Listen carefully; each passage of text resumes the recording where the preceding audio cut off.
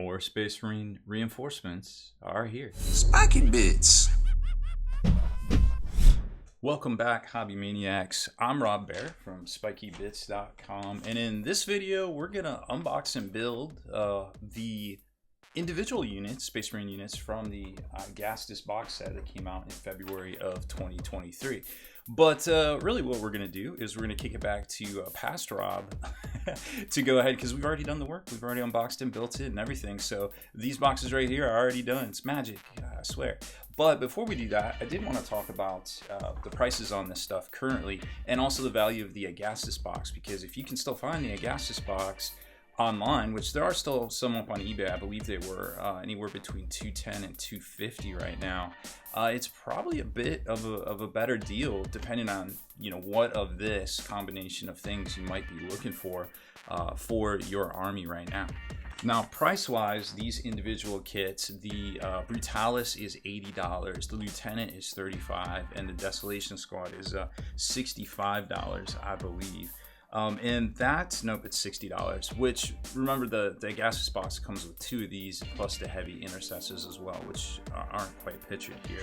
So we'll do the breakdown real quick, but that's kind of the rough math. Now, this is up from $75 for the regular Redemptor Dreadnought, and the captains and stuff go for $40 generally on this. Now, the Jump Pack Intercessor Captain, which comes out with this same release, that guy's going for $40, so it kind of makes sense. You get a little bit more in there, but this was the first one that came with all of the weapon options right there, which is a kind of a good deal just to use in general. So for 35 bucks, I think if you're going to pick up any of the lieutenants, that might be the one to just buy separately. And then here is the pricing breakdown that we just went back and updated. You can see it's just freshly updated here, but this was from March. And this will give you an idea. It did retail for $200. It goes for a bit more than that right now. Obviously, the rules inside aren't relevant because we're in 10th edition now. But here's the breakdown. So you get 5 heavy intercessors, $80 for the Brutalis Dreadnought that we know now, 10 of the Desolation Space Marines, so $120, and of course the new Lieutenant. I say new, I'm sure there's been one released since then. I can't even keep track anymore. So that gives you a MSRP of $295. So savings over the original retail, which you can still find these on store shelves. You might have to drive a little far, might have to ask a buddy or something, but you can still get them at roughly $2. I've seen them on store shelves, so they're still out there in October of 2023. But if you are able to score one of these, savings over the box price is about 95 bucks. So that's about a 50% savings, which isn't insignificant if you need all of the models in here, of course. So that being said, let's kick it back to the future, I guess, in the Rob of the past, to unbox and build these for you. It's actually a really small, super thin box here, and well, needless to say, I don't know, at $200, I could see where some people might have an opinion about that. But, the value is there as far as, what you would normally pay for stuff like this. And I think we had an article on it where you actually get pretty decent value, because each of these squads here is going to be, each of these is probably going to be $65, because you get 2 of them in there, just like the heavy intercessors. And then this guy right here, I think, is now $75. So, and then you got a lieutenant, which is $40 now, I believe. So there is, some savings to be had over buying them separately whenever they do come out. But, sometimes it's better just to wait, I suppose. All of these are coming with the new little sticker on it, I've noticed. The last couple of box sets have all had this little sticker. While they're not shrink wrapped, sometimes they just have these stickers, and I don't know what's cheaper, but obviously we know what's better for GW right now. So once you get this open, you're gonna have the standard loadout of sprues and everything in here, and then when you get to the middle, there'll be the little card to protect the books and the things underneath it. Looks like it's the same on each side, and then you've got the base. And the rules and all the instructions right here as well for all of this. So, and a couple transfer sheets there. So we'll dig into this in a minute. We've posted up all these rules already.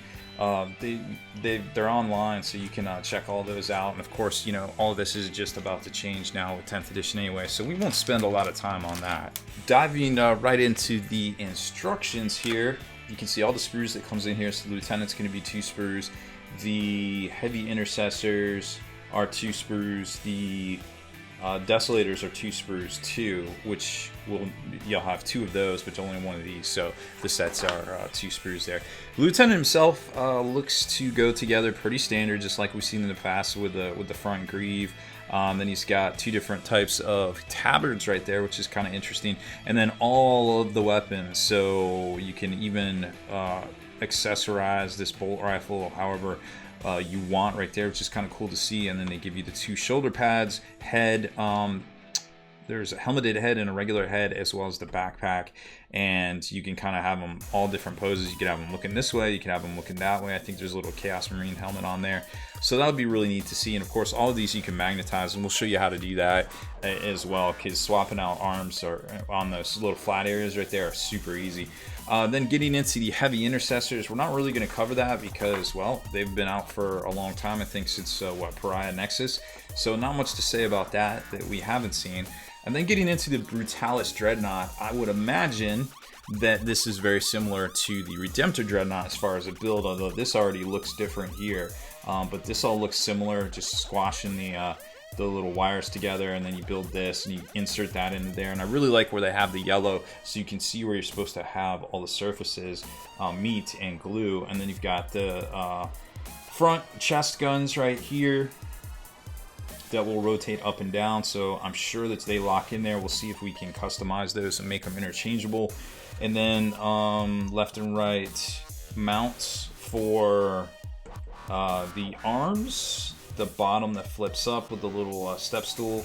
And then you jump into over here, you've got 2 different fronts. I forget if the Redemptor came with 2 different fronts. I have mine right here actually. Came with this. So it looks like they redid it just a little bit, but it did come with, I guess, only 1, because I only have 1 in there. And then you've got the anti-aircraft gun. This seems to be more enlarged from last time, what we saw with the, because here's the Redemptor right here, that we have the old one, and that one is quite smaller. So they probably redid that piece in there, but I imagine the other stuff they kind of left the same because it seems very similar. Then getting into the legs look similar because you had these little circle peg things, and you want to be really careful here not to glue any of the areas. If you've never attempted this before, you want to be very careful with that, because those areas are you got to rotate that to lock those little pistons into those little kind of slats or holes right there. So just be careful with that. This front armor looks new. I'm not sure if you want to glue down your armor, because if you're going to pick up any optional resin upgrades that might come out or 3D prints, you're probably going to want to keep a lot of your armor off, which we're going to do, and just kind of blue tack it on, kind of like you saw in our actual Redemptor here. He's kind of our stunt dummy.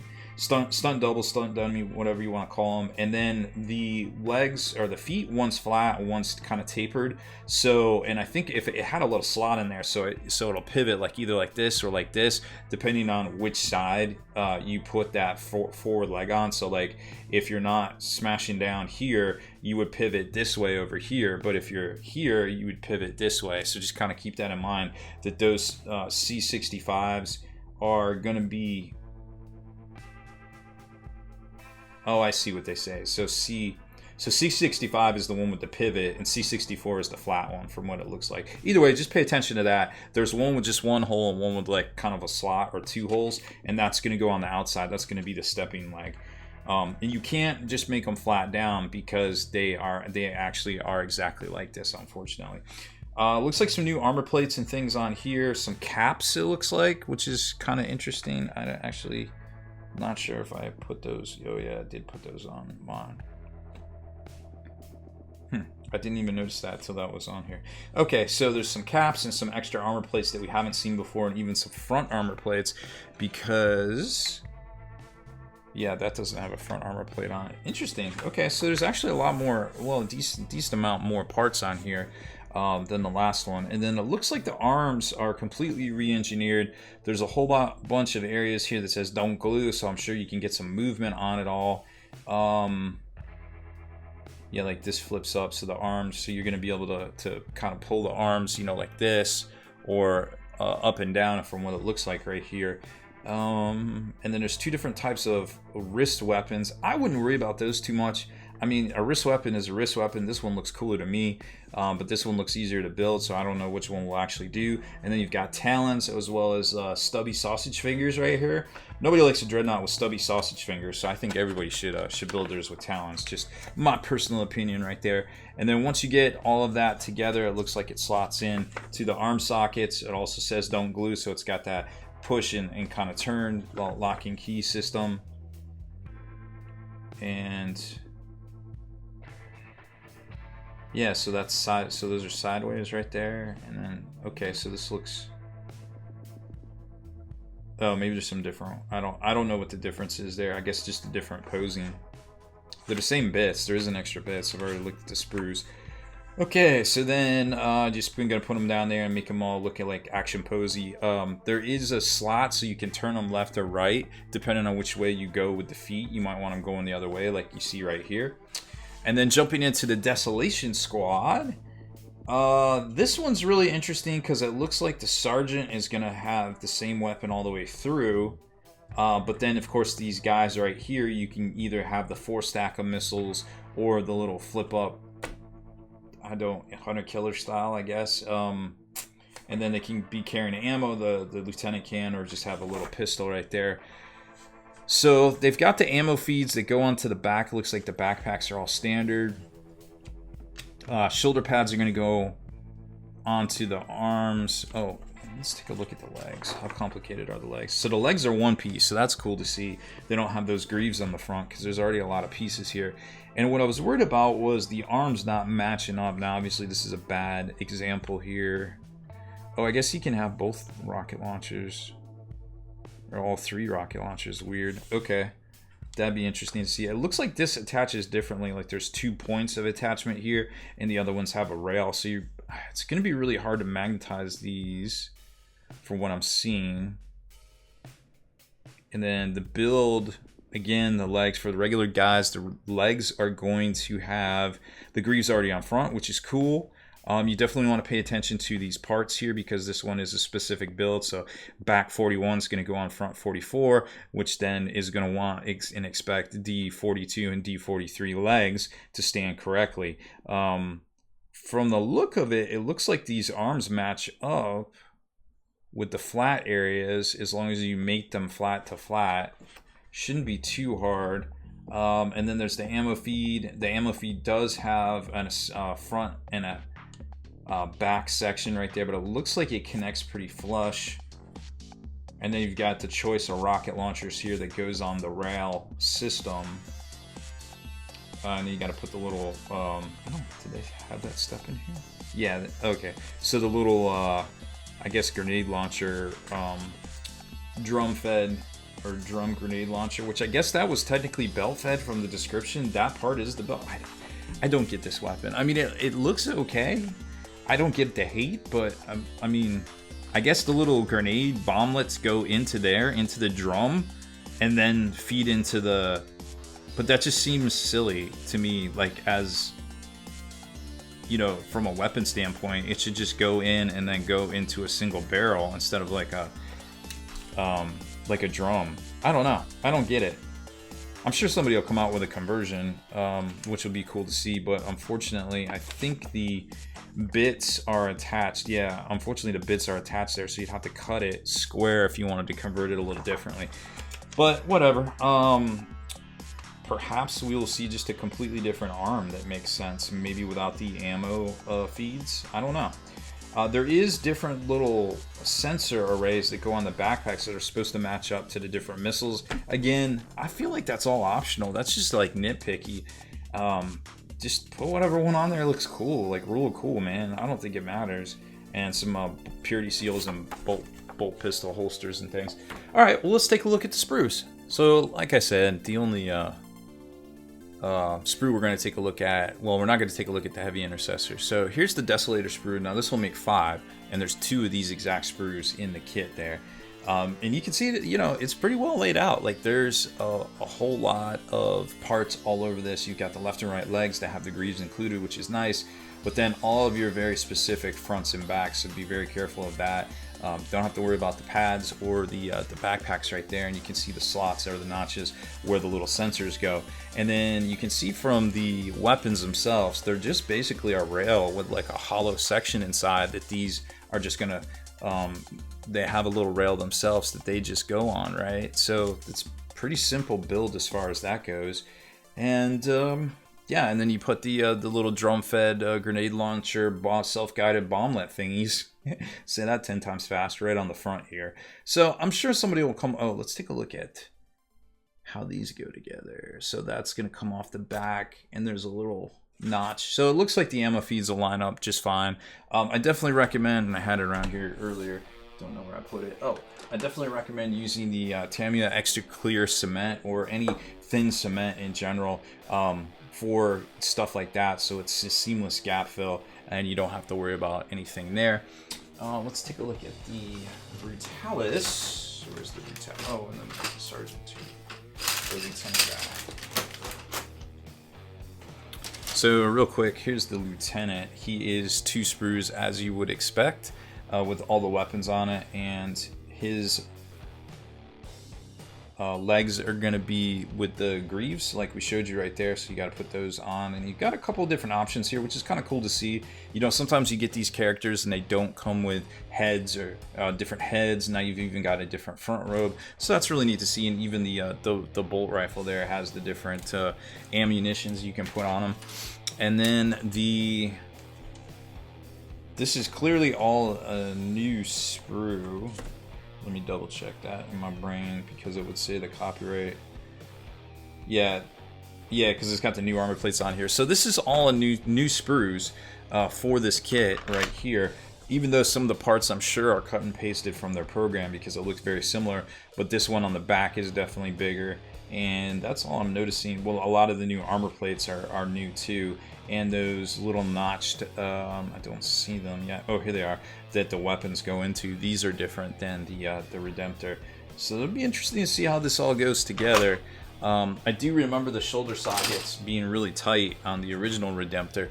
And here's the feet and arm bits, as well as the AA gun, which goes into there. It doesn't look like that's hinged. So it looks like when you put this together, just wherever you glue the 2 halves to each other, it's just going to go onto this thing, and that's it. It's not really going to move up and down, which is a little disappointing because I like to move my weapons and go pew pew pew pew pew pew and make machine gun noises, especially when it's so easy. That is all the sprues, so let's get a build in and come on back and show you what we found. So build wise, the Desolators are pretty easy.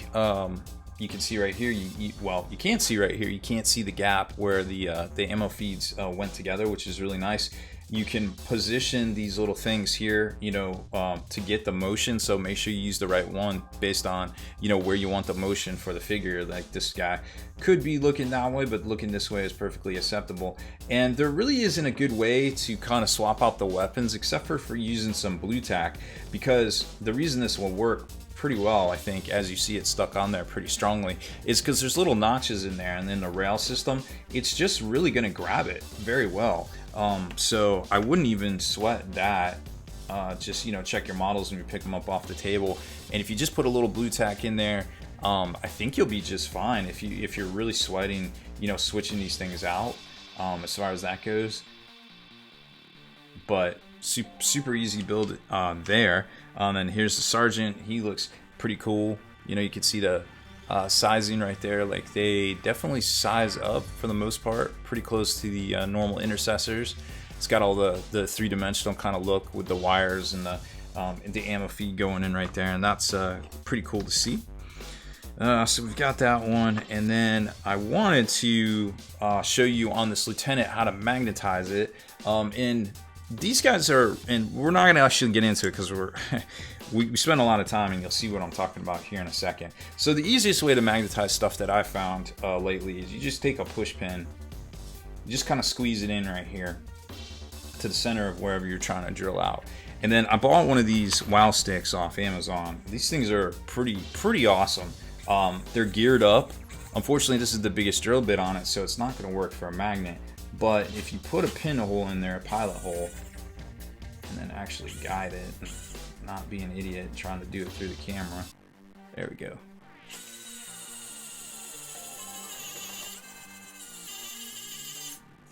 Sometimes it does get caught, and then you just got to get the gear ratio and just back it out. Once you do something like that and you get that nice clean hole in there, you can come in with your drill pin, your pin vise rather.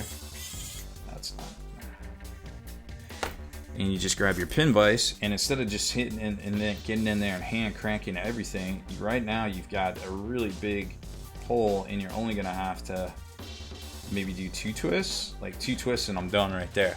That's the easiest magnetization I've done in quite some time. Now you do want to go deep enough that you can, when you take your stacks of magnets, and these are 1/8 by 1/16 inch, you want to go deep enough so that when you put glue in there, it accounts for the glue. So you don't want to be just quite flush. You want to be a little bit deeper, if you know what I'm saying. And then that way you can back it out to where it's flush and just kind of leave it in there. And there's enough room in there that you can put some glue, and this will definitely hold. Same thing with the arms right here, but these are really kind of already pre-drilled out, some of them, so you might just be able to take your wow stick and then just take your pin vise for a 1/8 inch magnet and just kind of crank away.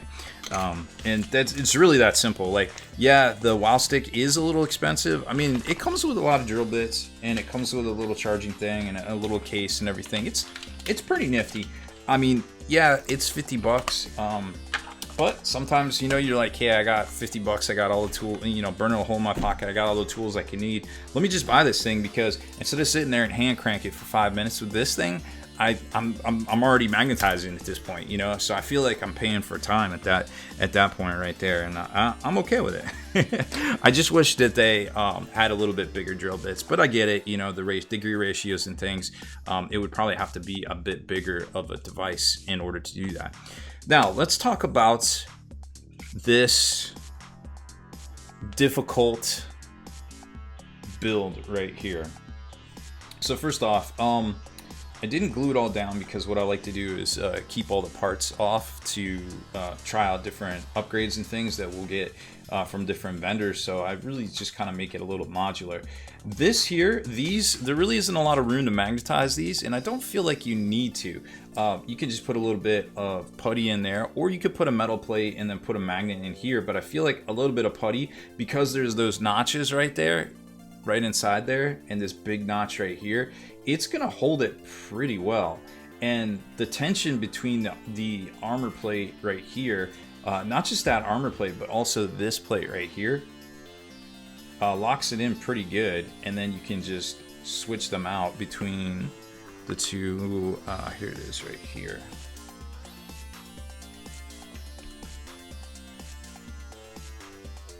And then pew pew pew, you're off pew pew pewing for the pew pew. So I don't feel like that's too big of an ask. Now what?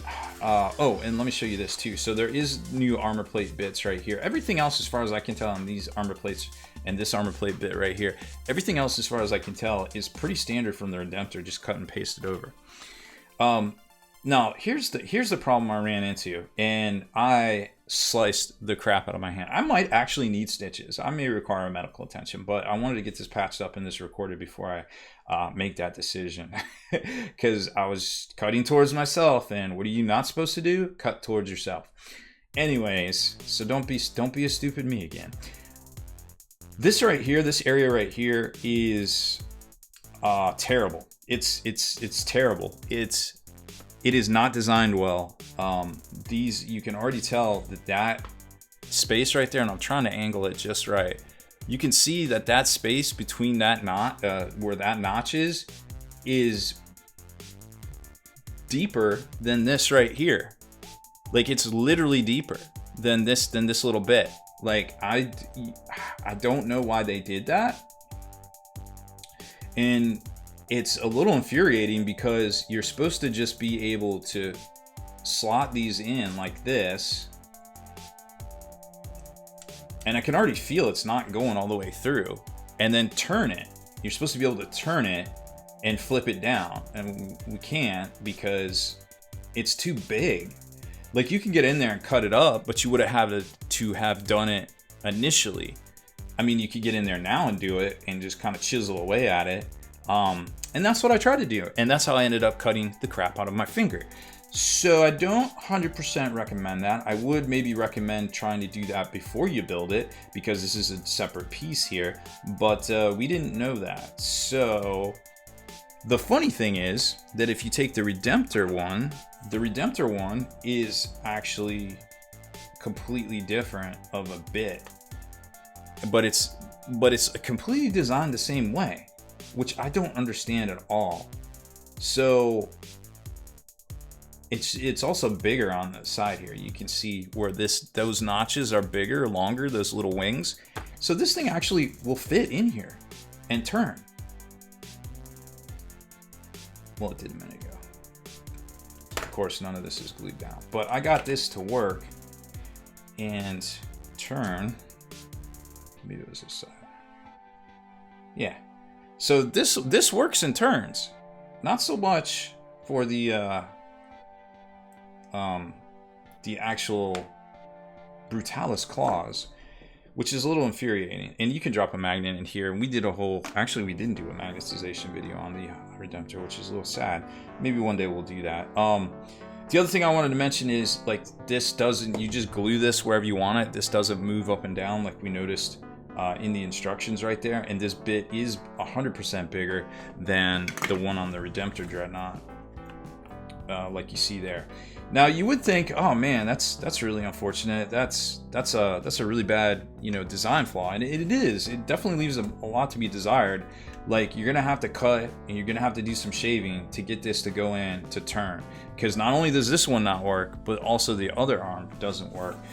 But it gets almost worse, to be quite honest with you. So the way they designed this, you see this little square peg right here? It's supposed to go in this little tiny square. I mean, this is less than, that might be a 1/16 of an inch. I don't even know. That is super small. And they say don't glue any of these parts, which makes absolutely no sense to me personally. I would at least put a little dab of glue in there and dab it into there, and then just lock it in, right? And then that way, and if you keep working it, if you keep twisting it, you won't let that glue get out on the side and start drying. You'll actually be okay. And that's what I would recommend. But the problem is that I did that, and you can see here it already broke off. It had a super solid bond, and here's why it breaks off. And this might be just a little nitpicky, but because you can glue this arm in whatever place you want and it'll be just fine. But here's the problem is, if you don't, and like they tell you, don't glue any of this, like obviously you want this to move. And if you take this, and if you do manage to get this locked into that shoulder socket, and then you try to put all your force on this to push it down, what do? You push right here. And when you push right here, you get stress at this joint, and then it's gonna either, pop out or whatever. Also, another thing, this twists. So, and I know all these parts are right, because this little armor notch, it says to put it, on there because it obviously flips down. So all of this is right. This twists. So you can actually twist this. This is the bottom, believe it or not. So this is supposed to twist. But the problem is, when you start putting torsion on this and you start twisting it, guess what? It automatically wants to pop out. So it doesn't matter if you glue this bit or what. You just need to glue all of this down and not F with it at all. And then you'll probably be fine. But you want to make sure you get the pose, because this doesn't, you have to twist this all the way to clear. All the way to clear that, to flip this up. So depending on how you want to do it, it's kind of like an infuriating skill game to get this to even to the point where, it might be, if you could get this in the hole, I'm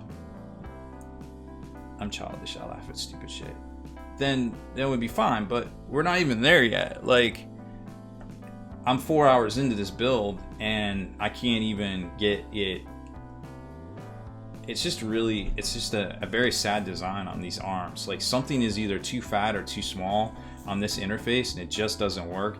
And you can start shaving it out, and if you're not careful, you know, you definitely run the risk of cutting the crap out of yourself.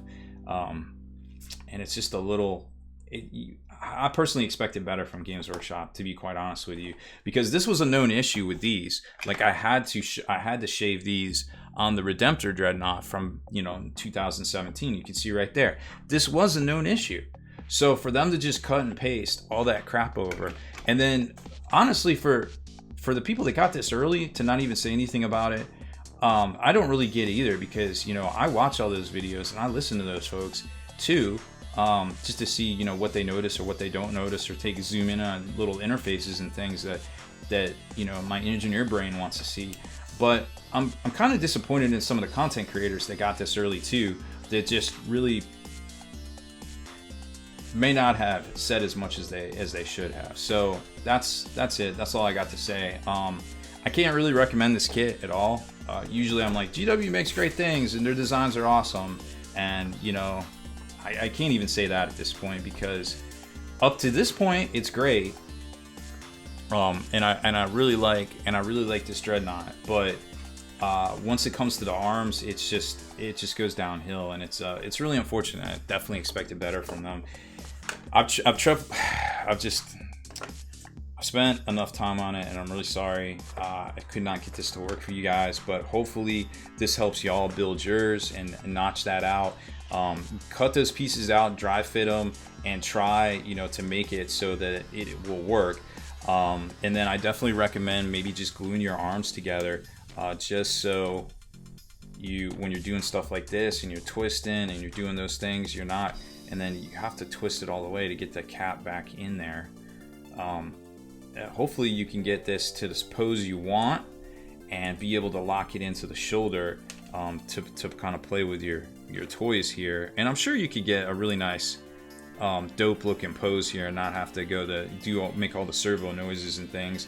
But I like doing that with my toys when I'm playing, so it's just a little unfortunate for me. So once you get those locked in there, I think it'll probably be fine.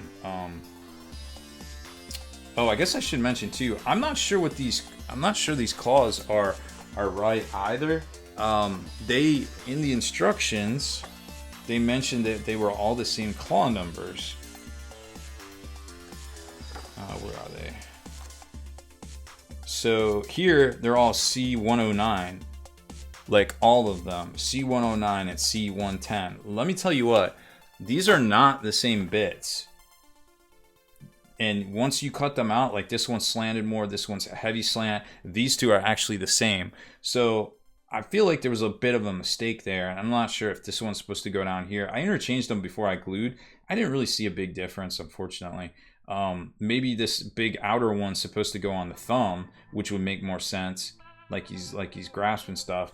But either way, I was already kind of on tilt because of the whole shoulder issue, and I maybe let that kind of blind my assembly there. But the directions are definitely wrong. So dry fit and get maybe put this big one here that kicks out the most on the thumb socket, or I guess that is the thumb socket. So man, gosh, I don't even know anymore, like what the intention was. I guess you can match it up with the pictures that they have for their builds, but it's really hard to tell without getting a good angle on it. Like I'm looking at the pictures here, and you can't even really see a good angle. Like those all look like they're literally the same bit. So I'm not sure if they were the same. Yeah, because look at this.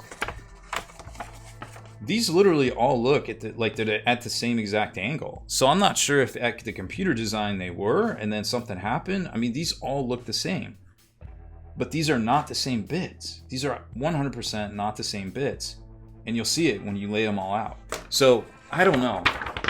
Just a really infuriating build for something that has the potential to be so cool and so much fun on the tabletop, and just rumbling, stumbling, bumbling, ripping things apart. So I'm really dissatisfied with this Dreadnought, and also dissatisfied with the lack of information about the awareness, because this has some severe issues in my opinion. But let me know how, if you get yours built, let me know what you find out, because I'm just going to use this guy for a crash test dummy and trying different 3D prints and resin upgrade kits on at this point, and we'll make him look dope, but he's not going to be all that he could be, that's for sure.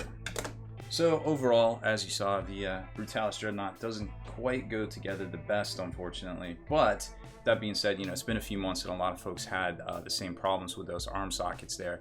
I think the only must-have out of here might be this Lieutenant, because you get the weapons on the back there separate, and that's probably a good buy if you're going to buy any of these separate. Desolation Squad isn't seeing quite as much play as it used to, but it's still pretty useful just in general if you have the points in your list. And then of course the Dreadnoughts went down in points in the first balanced data slate that came out in September. So overall, it's you know, they're new Marines. If you don't have them and you want to pick them up, you know, that's kind of your prerogative there. But there's lots of other new Marines too, and maybe perhaps some of the other previous releases to concentrate on for your army.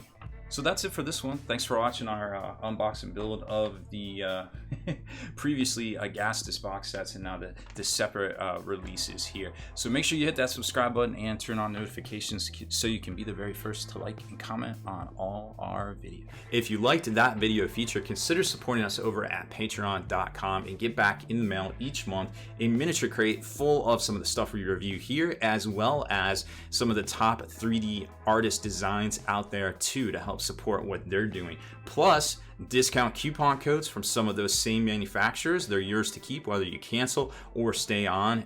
It's totally up to you. Obviously, we want to keep you as happy as possible. So check it out over at patreon.com/spikybits.